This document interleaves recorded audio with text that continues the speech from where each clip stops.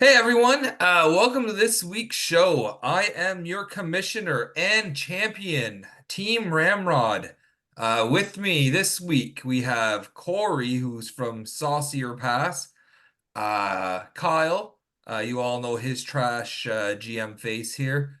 Um, but a trash GM face you might not have seen in a while is Travis joining us today. Fuck you, Mark. Woo! Thanks, bud. Woo! Boys, just before we start, a reminder that this is what it's all about. Some of you will never hold this. And as close as you will get to it is seeing me hold it at the live draft consistently. You don't know what you're missing. I But got to hold it, yeah, and you I'll did. tell you about it today. How that happened. You didn't actually hold it though, because we didn't have the trophy yet back then. You're right. I've held it since. You don't touch another man's trophy, bud. Jesus I Christ. don't touch the golden cock. I didn't earn that one. Looks like you want to. I don't Is know. his name Mark's on not his on way there? It now. does. Is his name on there? No, My name is on there, but I haven't touched it. Yeah. Um, Bad luck.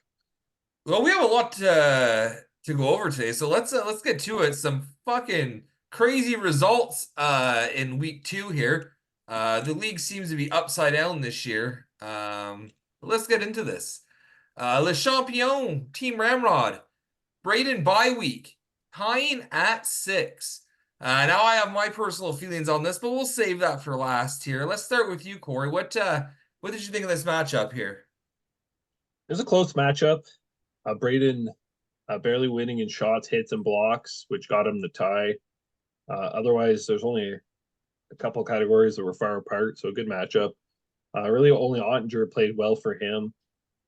You had a strong week from Lundell. I'm kind of surprised no one took the bait on trading you for him, but there was some interest in the waiver wire. So, but you had some good players like DeBrusque, 14 hits for you, three assists, big week. Kopitar 5 assists with a shorty, like that point was huge for you.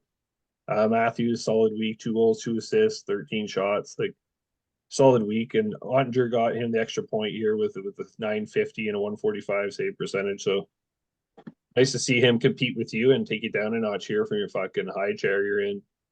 Take me down a notch. Still undefeated. Um, Kyle, what'd you think of this matchup? Uh, yeah, I think you're lucky to come with a tie here against two guys, one cock.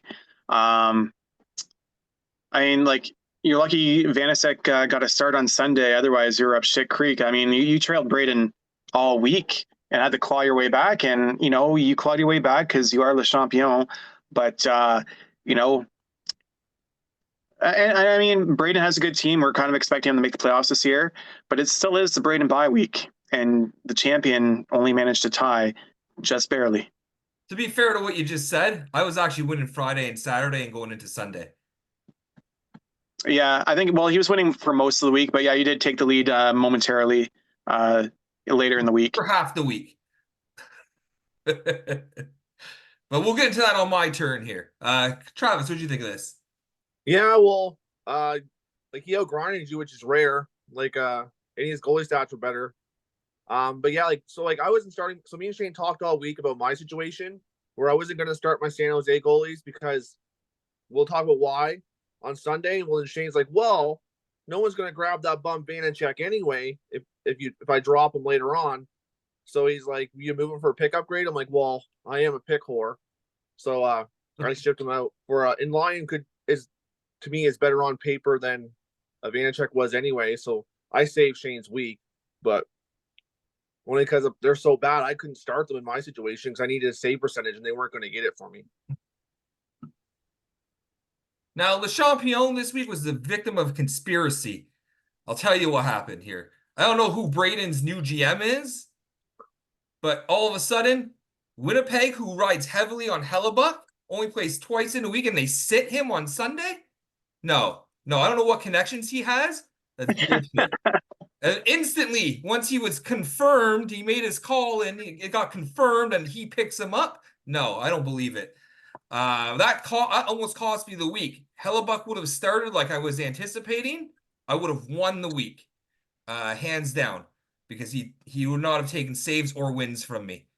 But also, conveniently, last week on Thursday, they asked me about Kachuk, and I said, no, he's not available. And then he's down with a mysterious illness for a week? No, I don't buy it. I don't know what you guys did to him, but you stay away from my players. I wouldn't be surprised if you're the reason that Gibson had to have appendicitis surgery, or that Buddy had to lose his ball. I'm on to you guys. I'm watching you. But you're lucky to walk away with a point against the Champion. Not many people can say that they walk away with a point. That's a big improvement for you from last year. We'll see each other again in 10 weeks or so. And when my team's healthy, which actually all my players are skating again, it's not going to be even close. Like Corey said, there was a few categories where I was just behind you. Everything else, you were not close in anything I was winning. You're fucking done next time, bud. You got lucky getting a win out of Hellebuyck with the 364 save percentage. And I love how one tie and there's 3 conspiracy theories now. Can't handle not winning over there. Jesus Christ. It's like you guys don't watch wrestling and know what a heel is. No, I'm 30. I don't watch wrestling. Oh, okay. Because there's an age limit on watching wrestling. Jeez. Dumpster fire. Losing to Durka Paterka. 6-7. Let's start with Travis on this one because I know he's anxious to talk about this. What happened here? Yeah, well, I was just dicking around all week, and then it gets to the weekend, and then we're tied with a 3.36 save percentage or goals against, whatever. And of course, I'm losing it. And I get the goalie start on Sunday, but then I had more players, and we were behind 5 blocks, down by 1. So I'm like, I'll just pick up all these bums and trade these late draft picks, which I don't value.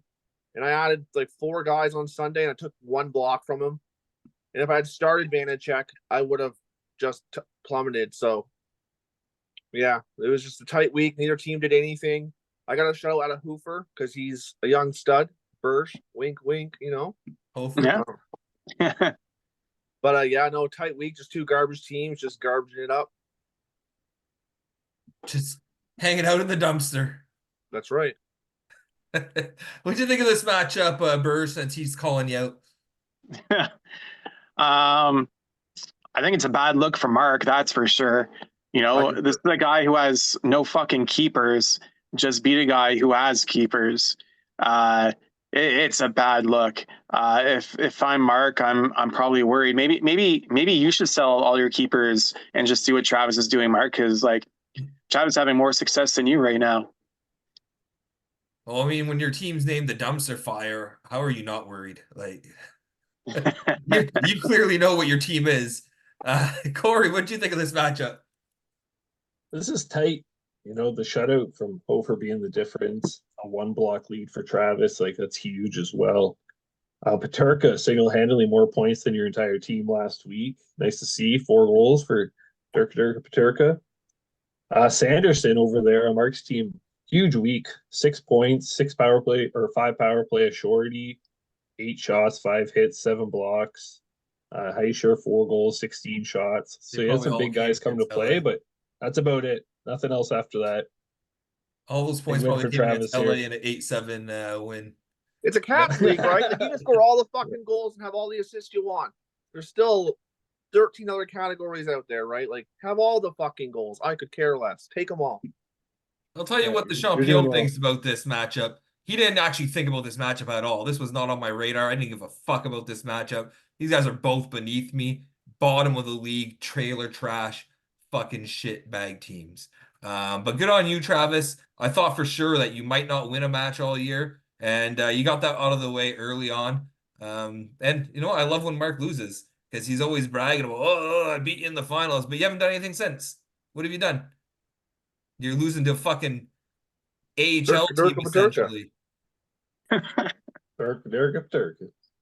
Durka. Get your fucking shit together if you want to start talking trash. Don't try the beef. A team with high expectations coming into this year. I don't know why everyone has high expectations of him. We always know what he is. And he lost to Neil. who we also know what he is. He'll put in the effort and go out and do what he needs to get that win. But Neil getting the win here. Let's start with you, Corey. What do you think of this matchup? This is two solid weeks, or solid weeks for these teams. Like the goalie stats were unreal. Like I had all of Daltrey's goalies putting up a 1.25 and a 950, and it's not enough to get it. 4 wins, not enough to get it. And that was the big difference maker. Both their keepers came into play too offensively, like Panarin 8-point week, McKinnon 7-point week, 18 shots, 6 hits. Like, that was a huge week for McKinnon. Yeah, what a battle. Nice to see. Big win for Neil here. Tough loss for Daltrey. Kyle, what do you think? Yeah, I gotta back that up. Like, Daltrey's 0-2, but don't be fooled by that. If he was playing pretty much any other team this week, he would have won this week. But he ran into a very tough team in Neil here, who put up unreal numbers. I mean, Neil got shutouts from Lankinen and Allen. These aren't your typical keepers, right? So there's definitely Neil got a little bit lucky, against a very solid Daltrey team. Good for Neil for getting on the win column. But this is not indicative of Daltrey at all. It's just bad luck. Fun fact, before I get to Travis, Allen has better stats than Markstrom right now in Jersey. Oh, yeah, I know. So maybe you should be a little worried. Travis, what do you think of this matchup? Yeah, like you guys basically touched everything. Like Daltrey had 111 shots for 10 goals. Like that's just a really bad ratio. You run that back 10 times, you won't lose that twice. Like you'll have more than 10. He had a ton of grinding stats. He had really good goalie stats too. But like you guys said, like there's just Neil's never getting goaltending like that again. So enjoy it while you have it. But yeah, it's tough for Daltrey considering how much shit he took this week and to lose like that. Yeah, Daltrey, tough loss for you. I don't feel bad for you because you were running your mouth about how great of a team you drafted, and they have yet to show me anything that's impressive, even close to impressive. I guess those goalie stats were pretty good, but I don't expect that even out of your goaltending regularly. So your goalies played above normal. It's just Neil's played above normal as well. And I guess in the end this week, you're the one Sorokin that was nuts, but everyone loves Raymond. Losing to Team Rocket. They didn't blast off this week. They actually succeeded in their evil plot here and defeated their nemesis, who they claim they never beat. But that's a two match winning streak now. Kyle, let's get your input on this one first, since it directly impacts you. Yeah, I mean, like I'm getting some decent grind. I'm getting decent player stats. I'd say I had a slightly above average week here. My goaltending was a little bit weak, but his was worse. If he gets good goaltending, it's a different story. But he got shit goaltending, and that gave me an easy win. Like, to that point, he did say in the chat over the last few days, is like, someone help me fix my goaltending. So he is shopping for a goalie. So he knows what his issue is. Maybe his other issue is don't hoard all those Red Wings, but that's just my opinion. Travis, what'd you think of this matchup? Like Burr said, pretty similar stuff. 4 goals out of like Wilson isn't gonna happen for him, but so like I think it's worse for Team Rock or for Derek, but yeah, pretty average week from them too. There's really nothing to talk about. I don't see anything here worth time, I see that a lot about a lot of teams. Corey, what did you think of this matchup? A couple goalie starts could have made the week interesting. Other than that, big week for Reinhardt for you. 4 goals, 5 assists, +7, a shorty. That's a pretty stellar week there. Pretty comfortable week for you, I'd say. Yeah, Reinhardt's been carrying my team on his back. Yeah, 9 points is a lot. He's been stepping up with Barkov and Kachuk being out with a mysterious illness. Undoubtedly caused by the Braden bye week. Yeah. all of a sudden, come on, this didn't happen last year when he didn't have a partner. Hmm. I don't know what you guys are up to, but big win for you though, Kyle. Like you said, Reinhardt carried your team. He's gonna continue to be good for you. Um, I don't know what to say about Derek's team right now. I'll have to wait to see how his Red Wings perform. Um, but yeah, they haven't been too impressive so far. Everyone loves Raymond. But we're only 2 weeks in, and a lot can change. He's active, so he's not just focusing on football. He's in the chat talking about how he needs a goalie. He didn't say he needs a running back, so that's a good start. But we'll see. We'll see what he does here and how he fixes this problem. Forgot about Dre dropping to 0-2, probably for the first time in league history. Losing to his rival Nick. Patches O'Hooligan here. Corey, what you think of this matchup? It's a good matchup. Battled the Knicks. Both had solid player weeks, coming 4 categories each. The goalies were the difference, and he only needed an 894 and a 338 to take the goalie stats for Patches. So pretty good week player wise. Slavkovsky with 12 hits, I thought was pretty outstanding. Forsberg as well with 12 hits, 13 shots. Surprising to see there. Yeah, solid week for both of them, but 0-2 for Nick here. So I know how you feel, buddy. Travis, what you got to say about this one? Yeah, like both teams had pretty good weeks with forwards. Goaltending again was pretty abysmal from both parts. Like Nick had 170 saves and still loses saves. Like, what are you supposed to do? But yeah, both teams played relatively well. It's just they ran into both, like they're probably both top 6 teams for the week, probably for stats. They just ran into each other. But Vass is going to have to be better if Nick's going to get out of that 0-2. But Oh, what you got to add? Yeah, Vaz got lit up for 5 goals, and I think that was like the big difference maker this week. Patches has a good team, and he's a top competitor in the league, and he's getting contributions from his entire team. He did a really good job of drafting his team this year, and I don't think that him being 2-0 is some sort of fluke here. He's definitely a contender, and Nick's going to have to get better out of his team. I mean, like 3 power play points in the week, that's not going to cut it, yeah, his goaltending hasn't been performing, but I'm not too worried about it. I know Dre's going to make the playoffs.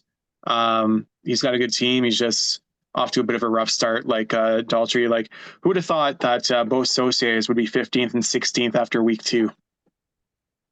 I'm going to disagree with one of your points. I don't think Patches is a contender.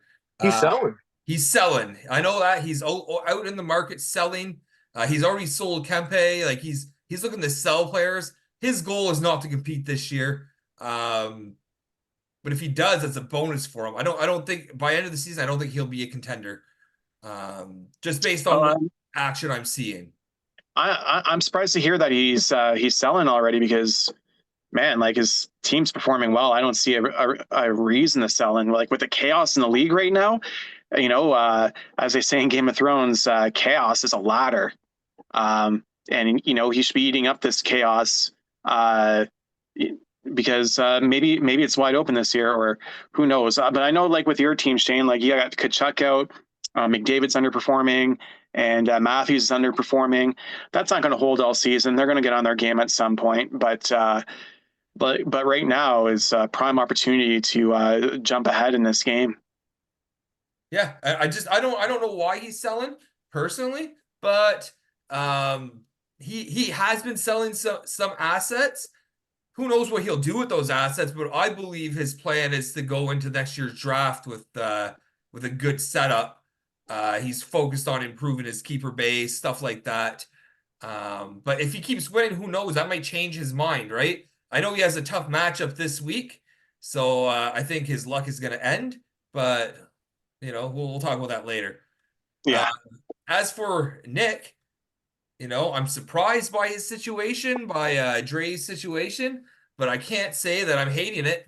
I love when my competitors just fail to show up for the occasion, So I'm happy. I'm hoping. I'm glad he's going through a little bit of challenges early in the season after dominating the league last year in the regular season.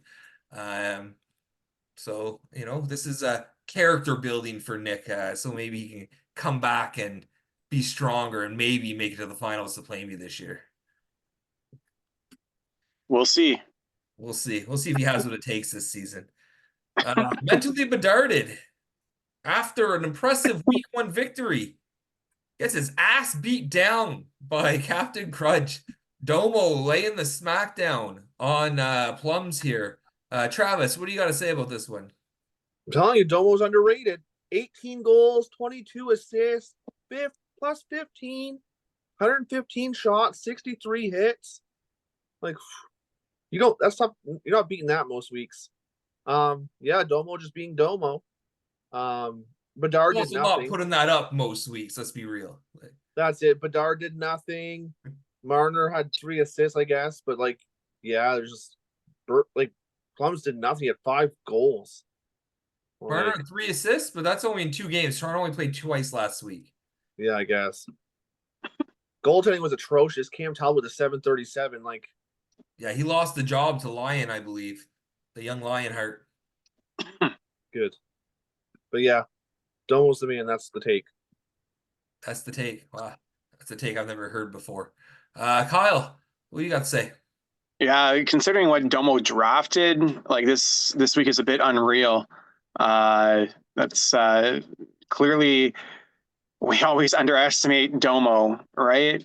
Like there's no way his team should be this good, but here we go. It is. Maybe this is just a 1 week fluke. I don't know. And let's be real, Kyle didn't put up any fucking numbers. Like his numbers are trash this week. And I hope he continues this because I'm playing him this week. He's shut out if he didn't have 1 block. It's 1 block or it's 13-0. Yeah, almost a goose egg. Corey, what do you think of this matchup? Yeah, there's not a whole lot to say. It wasn't a close one. Surprising out of Malcolm here, 2 goals, 5 assists, 10 shots on the week. I know his value didn't seem too high earlier, but he's off to a hot start. Nothing to really comment on Kyle's side. He'll Really cool disappointing down, week. Malcolm will cool down. Yeah, not much to say. I wish Kyle had that kind of week last week against me. Unfortunately, he didn't. C'est la vie. I think it's no surprise here, but neither of these teams impress me still. Like Domo, you're not going to put up those kind of numbers every week until you have like a real keeper base. I don't know. I just don't believe in your team. Kyle, on the other hand, has a keeper base, but his team really underperformed. And if this is the effort they're going to put in, like I don't see him making the playoffs. So you better get your boys pumped up here and right in the right headspace, Plums, if you want to make it to playoffs. Pure ass defeating Sauce Pass in a shocking turn of events. 1-0-1 in 3rd place. Corey, what happened here? Yeah, we had some decent player stats on both sides. We both had some weak goalie stats. He snuck one out here. His keepers up front, his duos in New Jersey and Dallas both had strong weeks. And just he edged me out. Brutal loss, but not much else I want to say on that one. Before I move on to someone else, he's talking about his goalies suck, but I don't know what you're talking about. Askarov had back-to-back shutouts in the AHL, so those don't count? No? Yeah, just like goalie goals. I guess true. I think goalie goals should count. Like goals and assists should count for goalies. I don't know. Kyle, what do you have to say about this matchup? I mean, like we already know, like Casey has a decent player group, and it's his goalies that really stink. Yeah. You know, and if you're not getting the goalie stats against Casey, you're probably not going to win. You know, yeah, Corey probably should have picked up a goalie to help that save to get the saves he needed and maybe a win. I mean, sometimes I didn't think anyone was getting the start on the waivers. That's why I jumped it. There's a surprise start at a Comrie, but otherwise, Shane started Sunday. Did he? Yeah. Yeah. So I traded him to Shane. I agree. That was the area I should have went. Because that's a tie. I don't know if he had 33 saves, but I don't think he had that many saves. You might have still lost, in all honesty. Comrie? No, Vanacek. Oh, Vanacek. No, Vanacek had 17 saves. Yeah, so 18 that wouldn't saves, have something like moved that. the needle. I don't think the save percentage would have mattered either. So yeah, you probably still. Yeah, maybe. And If maybe you you would would have have needed gotten the two. I don't. drop on Comrie, though, that would have made the difference. Thanks for letting both of us down. But it's not your fault. They had the inside track. I'm telling you, they have contacts. Yeah. Who Well, anyway, I think that's the big thing for Corey is he probably should have managed his goaltending situation a little bit better against a weak goaltending base like Casey. It cost him a few points and cost him the week, in my opinion. It's all right. I'm all right with seeing Corey on a slide as well. Travis, what you got to say about this? Yeah, like again, 2 goals, like that's brutal. Like Casey's whole team showed up, so it's tough to lose by 2 goals. Lost 1 game winner, 9 shots, 9 blocks. Like realistically, like it's a tough loss because like everything's so close. But yeah, it's just one of those ones. Just manage your ad draws better, so you have a goalie out on Sunday maybe. But like other than that, like I think it's just a tough loss for Corey. I don't think it happens too many times if you run it back. Yeah, this is a matchup that Corey probably should have won against a team like Casey. But sometimes even jobbers get a win. Well, So Corey even had a shorty too, and Casey had a shorty to tie him. So like, it's like you couldn't catch any breaks in that. It felt like. it happens sometimes. Sometimes that's just how the week is. I expect Corey's team to bounce back eventually, maybe in Not a this few week. weeks. I don't know. No preference of when it happens or if it happens, It's only really. time. It's only time. Oh wow, look, easy opponent this week. Let's go. But I feel like it will happen eventually, but I don't care if it does. Zechariah Drink defeating the Zabana Jihadist. Corey, what do you think of this one? Both teams had pretty solid weeks up front. Dan's goalies making the difference here with 4 of the 5 categories. Just Sturkin with pretty unreal numbers in his 2 starts. 0.9 save, 97 save percentage.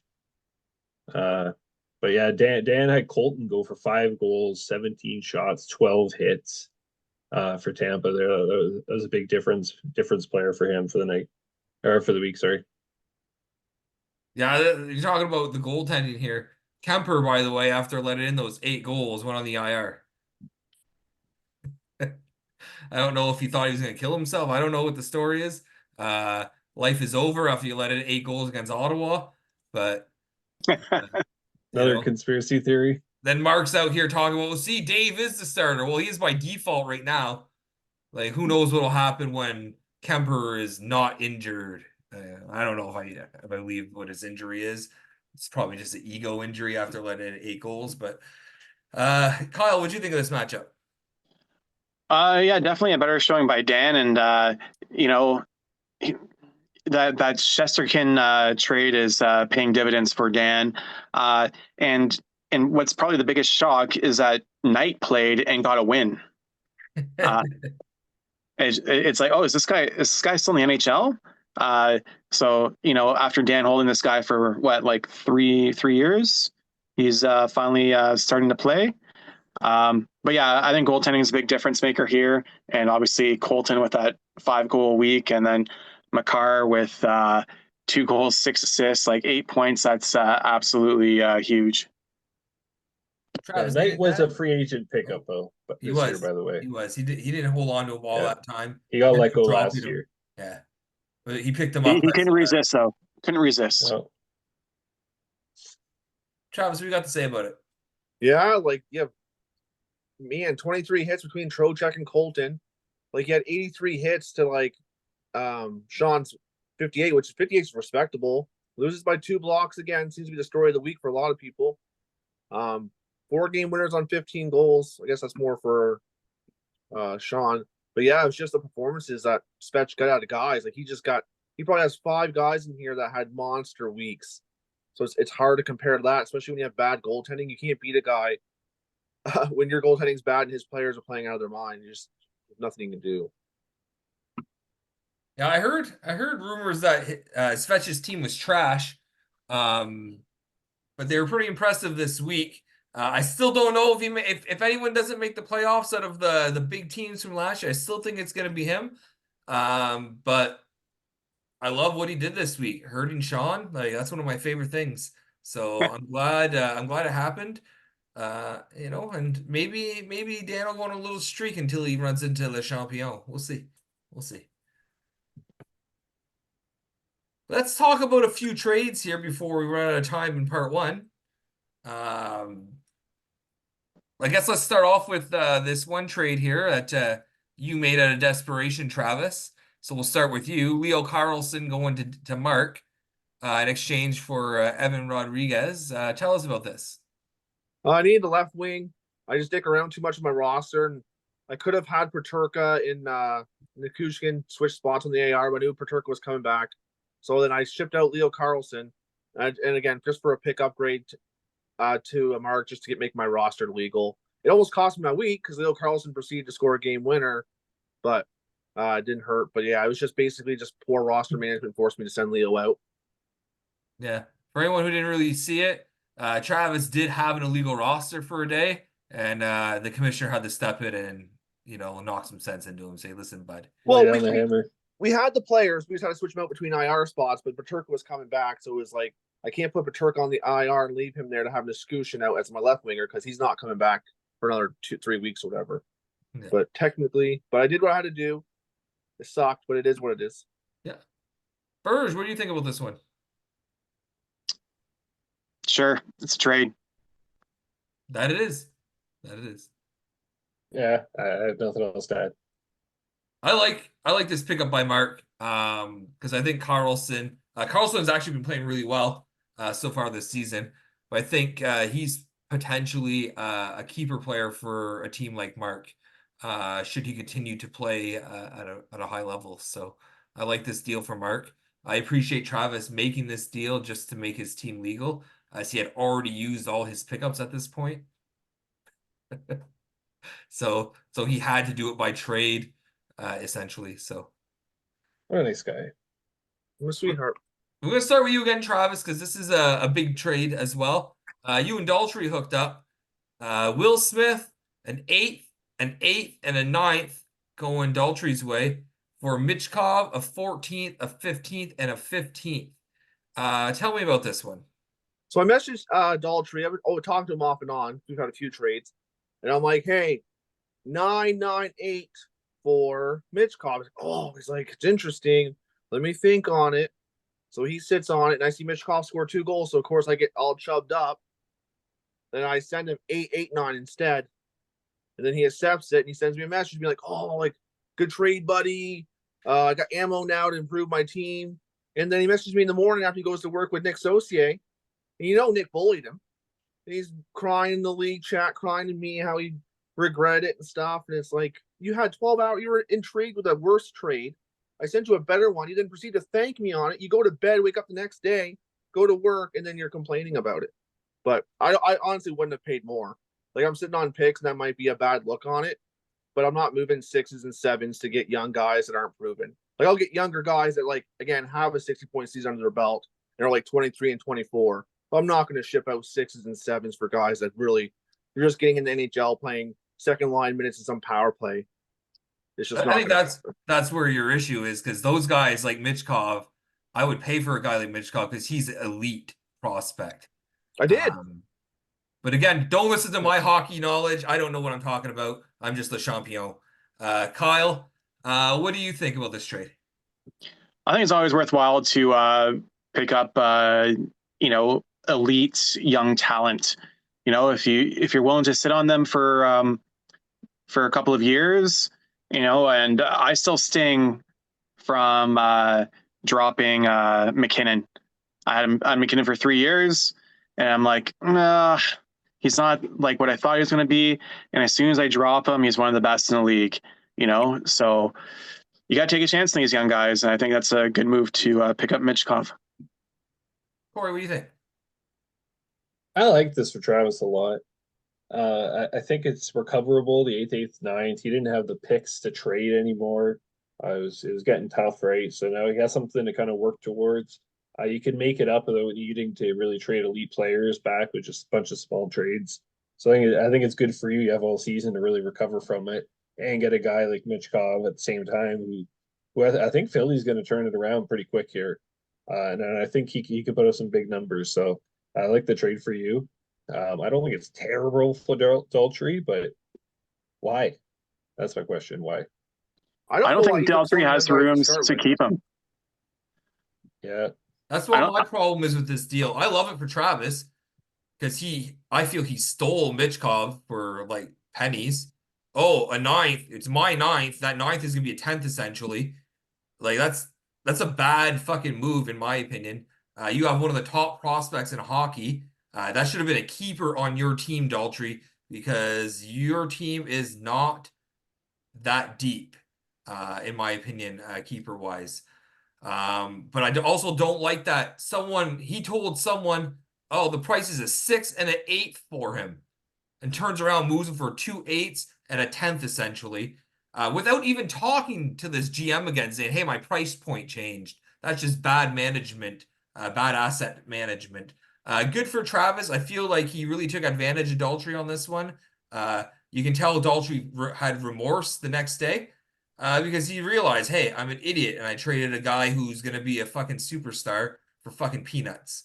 No, I think it's peer pressure. He had I- 12 hours to sit on it. Was I think it was intrigued. pure pressure that got him to take the trade.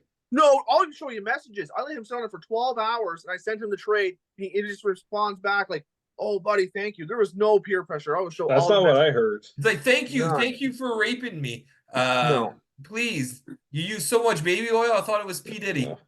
Yeah. It's all right though. It's all right because Daltrey just loves draft picks. If you send him a bunch of fucking picks, it doesn't matter how bad the trade is for him. He's gonna be like, yes, thank you, sir. May I have some more? May I have more draft picks? No, I don't like the deal for Daltrey. If he was gonna move Mitchkov, which I don't think he should have, I think he should have kept Mitchkov. I even told him when he drafted him, but sitting right beside him, I said that's a good pickup. That's good for your keeper base. Long term. You needed to get more in that return, in my opinion, or at least Works shop him for me. around if you're gonna take a shitty deal. In my opinion, it was a shitty deal. You're dealing with a guy who has like six rounders. Make him fucking pay for him. You're not gonna extort me, but I don't give a fuck. I'll plunge for like 3 seasons. I don't give a shit. I'm keeping those picks.